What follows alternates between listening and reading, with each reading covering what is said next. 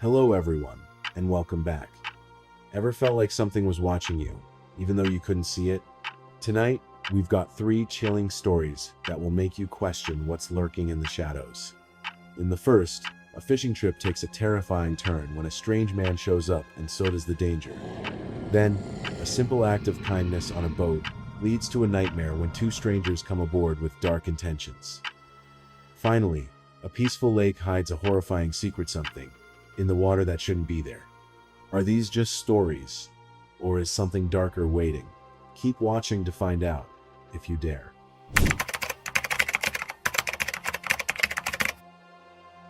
It was a quiet afternoon, the kind of day that makes you forget the world around you.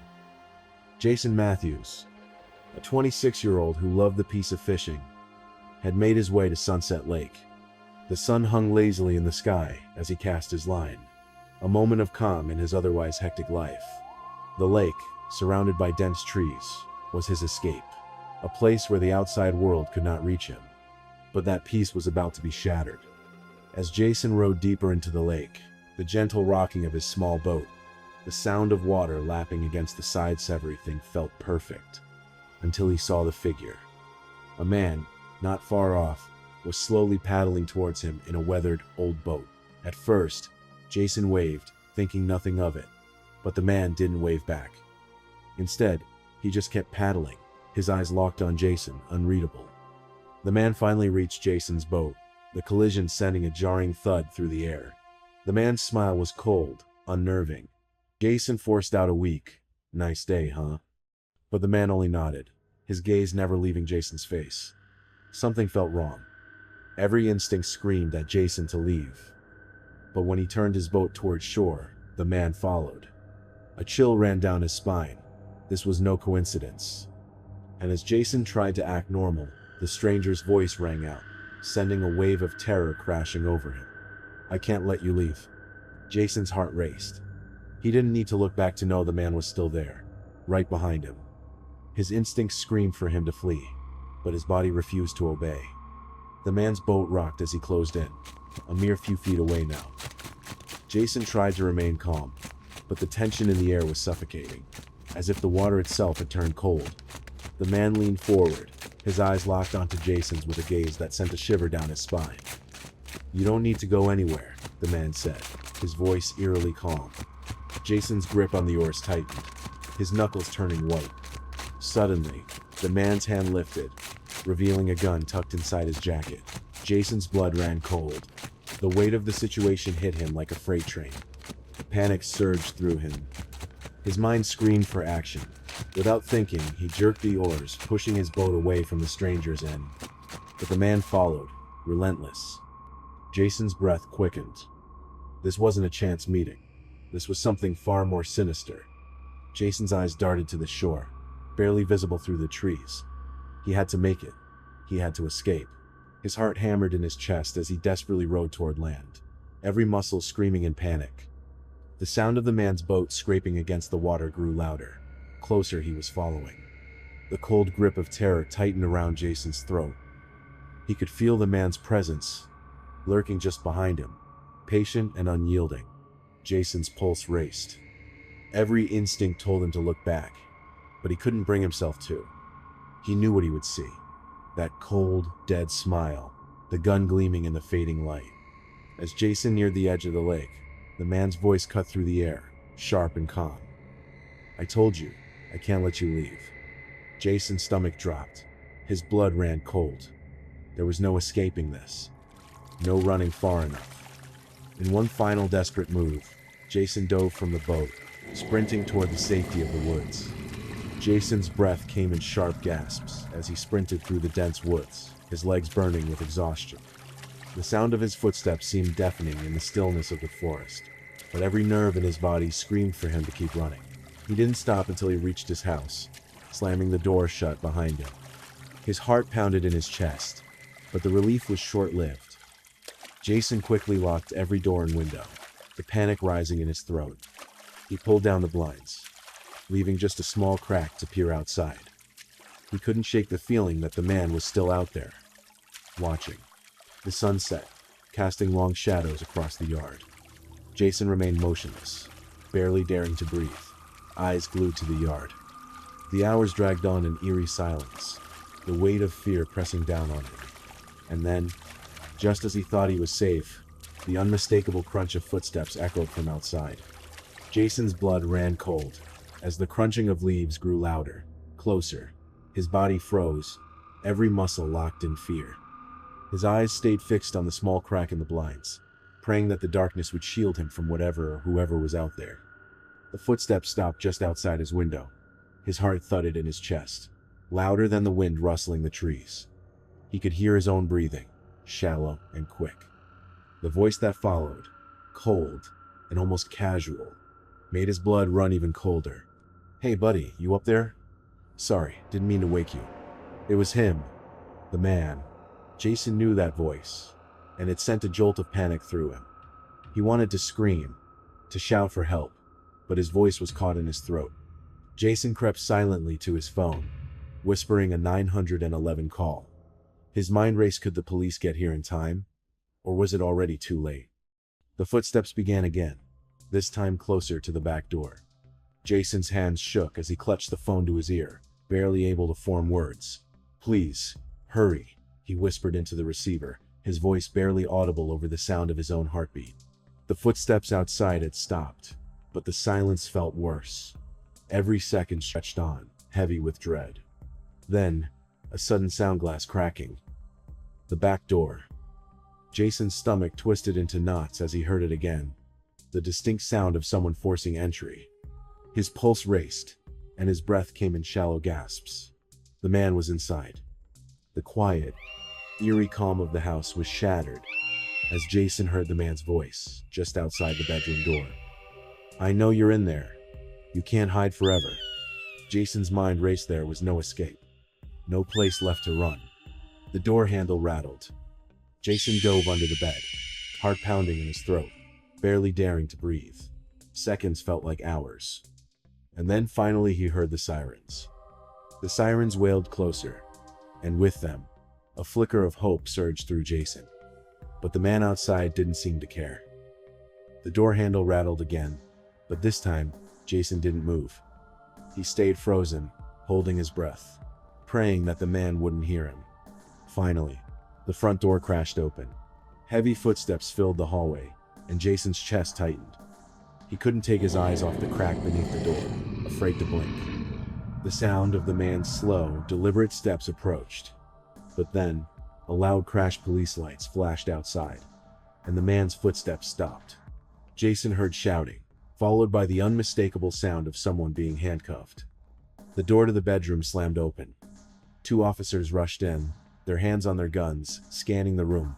Jason didn't move, still too terrified to speak. One of them called his name, and only then did he allow himself to let go, his body shaking violently. He was safe, for now. Even after the police took the man away, Jason couldn't shake the feeling of dread that clung to him like a shadow. The officers assured him that the man had been stalking him for days, possibly longer. They found no ID, no real name, just a terrifying, empty figure. Jason tried to sleep that night, but every creak of the house, every gust of wind outside, made his skin crawl. His mind kept replaying the man's words. "I can't let you leave." Those words haunted him, echoing in his thoughts like a constant whisper. The police suggested he stay with a friend or family for a few days, but Jason couldn't bring himself to leave his house.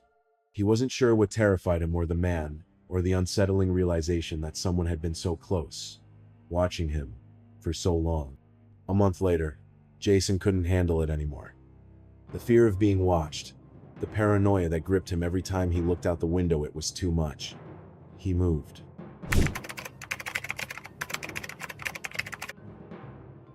Tyler Harris, 22, had always loved fishing with his family, and this morning was no different. He, his brother Chase, sister-in-law Emily, and a few friends set off from Mission Bay on the family boat, Sea Breeze, looking forward to a quiet day on the water. The sky was a perfect blue, the ocean smooth, and the air crisp with the scent of salt water. It should have been the perfect getaway, but something felt off. The laughter and chatter around him seemed forced, as if the calmness of the ocean was hiding something darker beneath the surface. Tyler tried to shake off the feeling.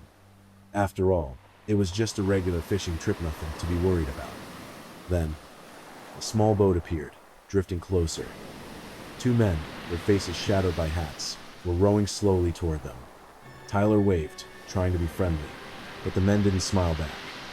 They just stared at the group with cold eyes that made his skin crawl. "Can you help us?" one of the men called. His voice was flat, unblinking. "We've run out of gas. Got any food?" Tyler felt a knot form in his stomach. Something about them didn't sit right. The request felt rehearsed, almost mechanical. The men climbed aboard, but Tyler's unease grew. They didn't show any gratitude, just an eerie calmness, as they accepted their help, eyes constantly scanning the group. Tyler couldn't shake the feeling that these strangers were here for more than just a favor. They weren't just lost, they were watching. As the men climbed aboard, Tyler's unease deepened. They didn't thank them, didn't even offer a smile. One of them barely acknowledged the food Tyler handed over. Instead, they immediately started rummaging through the boat, moving with unsettling purpose. Tyler exchanged a glance with Chase, but his brother didn't seem to notice. Emily and their friends were distracted, still talking and laughing, oblivious to the tension Tyler felt building in his chest. The men asked for gas next, their voices flat and demanding. Tyler's instincts screamed at him to refuse, but his polite nature kept him from doing so. He watched, heart pounding, as the man pulled out a small, empty jerry can. It wasn't just the way they acted, it was the way they looked at them. Cold, empty stares that never wavered. It was as if they were sizing them up, assessing them. Suddenly, Tyler realized something terrifying. They hadn't asked for help. They were taking what they wanted, and they weren't leaving anytime soon. As the men finished taking what they needed, Tyler felt the heavy weight of dread settling deeper in his gut.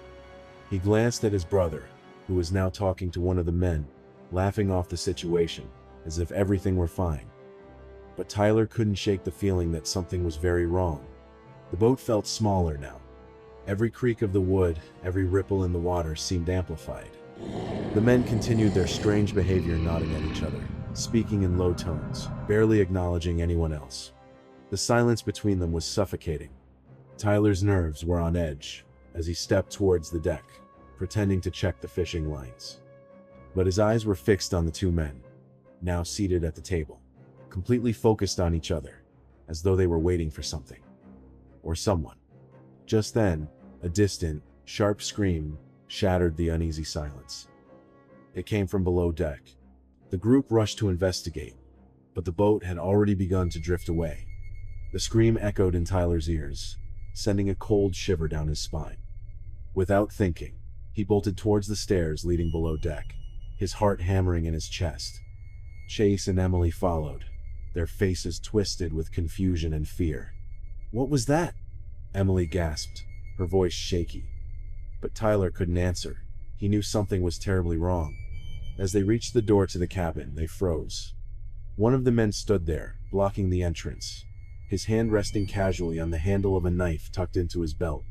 His expression was cold, his eyes dead, as though he had been waiting for them to find him. Tyler's blood ran cold. There was no more pretending this was a simple misunderstanding. These men weren't stranded, they had planned this.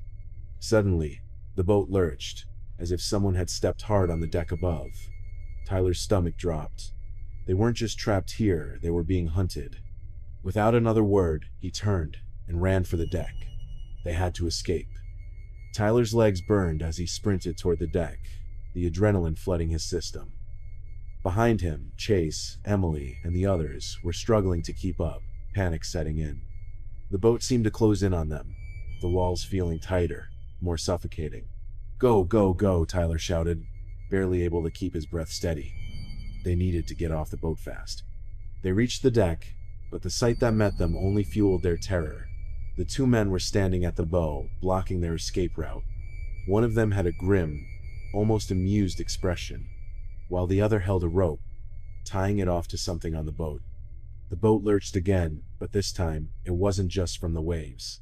Tyler's heart skipped a beat when he realized they were preparing to leave the area, to drag them deeper into the water. "Get to the ladder!" Tyler yelled. They were running out of time. But just as they moved to escape, the engine roared to life. The engine's roar echoed in the stillness of the night, the sound reverberating through Tyler's body. Panic surged as the boat slowly began to pull away, gaining speed. Tyler grabbed Emily's hand and dragged her toward the ladder, his heart racing. They couldn't let it pull them further into the darkness. But just as they neared the ladder, the men moved. One of them lunged, grabbing Tyler's arm with a force that made him stumble. The other man pulled a blade from his belt, his eyes glinting with malice. Tyler's pulse spiked. This was it. In a frantic, desperate move, Tyler swung his arm back, knocking the man's grip loose. He shoved Emily toward the ladder, shouting at her to climb. "Get out now!" Tyler screamed. He was running out of time. With one last push, he leapt toward the man with the knife, tackling him to the deck. A sharp pain sliced through his side as the blade scraped against his skin. But the distraction was enough. Emily reached the ladder, scrambling up just as the boat accelerated. Tyler's heart pounded in his ears as he heard Emily's frantic voice calling from above. "Hurry!" she shouted, her hand reaching down for him. He could see the terror in her eyes. But there was no time to waste. The man with the knife staggered back, clutching his side, but Tyler barely noticed. With all the strength he had left, Tyler shoved the man away, crawling toward the ladder. Blood soaked his shirt, but the only thing that mattered now was getting out. He reached for Emily's hand, feeling his strength drain. "Come on!" he gasped. With one last, desperate pull, he climbed up the ladder, just as the boat surged forward again. The weight of terror lifted as they reached the shore, but Tyler knew they weren't safe yet. The men weren't finished.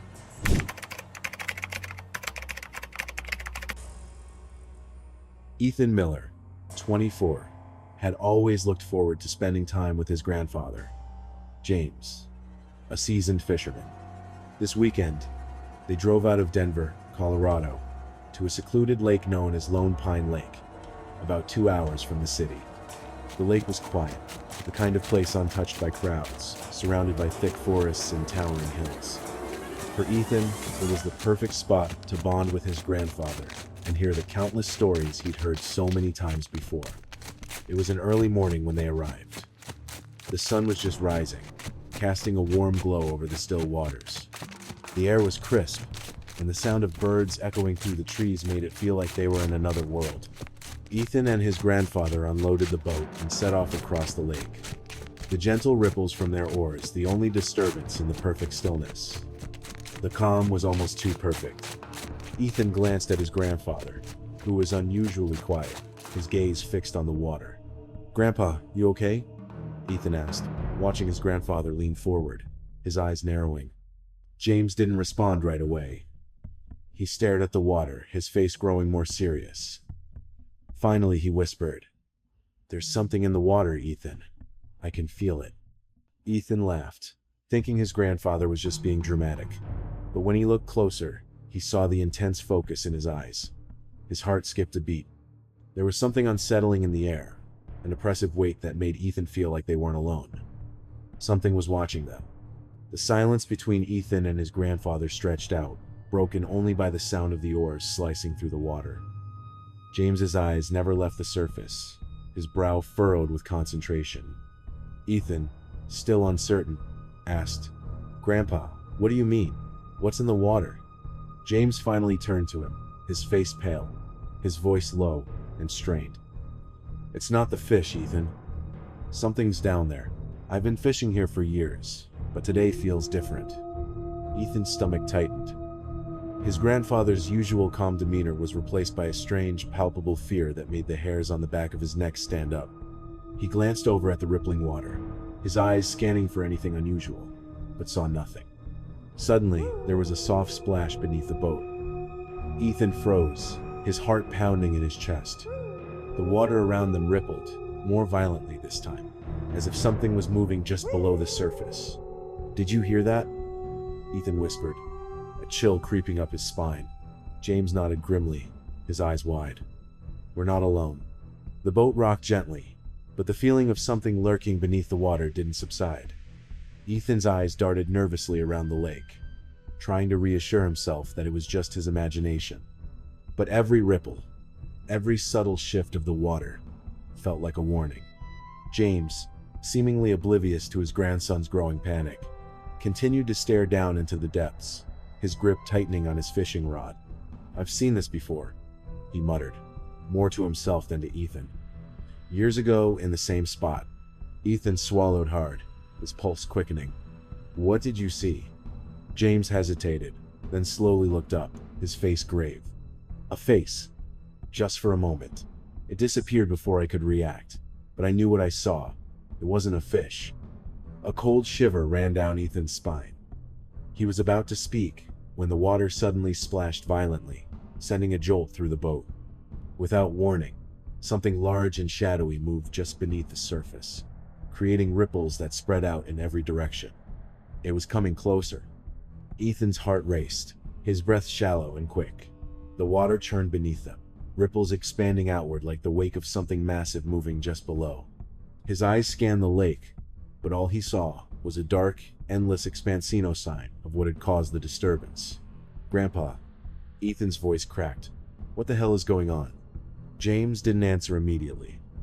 His eyes were wide, locked on the water, as if he could sense it, whatever it was coming closer. Then, with a slow, deliberate movement, he pointed toward the far side of the lake, his voice trembling. "Look." Ethan turned, his gaze following James's finger, and there it was, a dark figure rising slowly from the water's depths, its outline barely visible beneath the surface. It moved with unnatural grace, gliding silently towards them. Suddenly, the figure broke the surface, sending a surge of water into the air. It wasn't a fish. It was something much darker. Ethan froze, unable to tear his eyes away from the horror unfolding before him. The water calmed for a brief moment, as if holding its breath. Ethan's pulse hammered in his ears. He couldn't tear his eyes away from the spot where the figure had surfaced. His mind screamed for him to look away, to row back to shore, but his body refused to move. James, still frozen, whispered, "It's real. I knew it. I've seen it before." Ethan's throat tightened. "What is it?" Before James could answer, the water erupted again. The shape slowly broke the surface, clear and no an unmistakable human-like face, pale and distorted. It was submerged halfway, but its eyes, cold, black, and unblinking, stared directly at Ethan. The face tilted to one side, its mouth opening wide, as if to speak, but only a guttural, otherworldly sound escaped. It echoed in the stillness of the lake, sending a wave of nausea through Ethan. "Grandpa!" Ethan gasped, shaking James, but his grandfather didn't respond. He was staring at the face in the water, his own face pale with fear.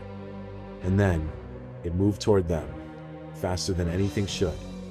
Ethan's instincts kicked in as the water around them suddenly surged with violent force. The boat rocked dangerously, sending waves splashing over the sides. He grabbed the oars, his hands trembling as he tried to push the boat away from the figure in the water. But it was too late. The face, still hovering just below the surface, darted forward with terrifying speed, its distorted mouth opening wider, as though it was hungry for something more than just fear. "Grandpa!" Ethan shouted again. But James remained still, eyes fixed on the creature, as if mesmerized. Ethan shook him harder, but his grandfather didn't react.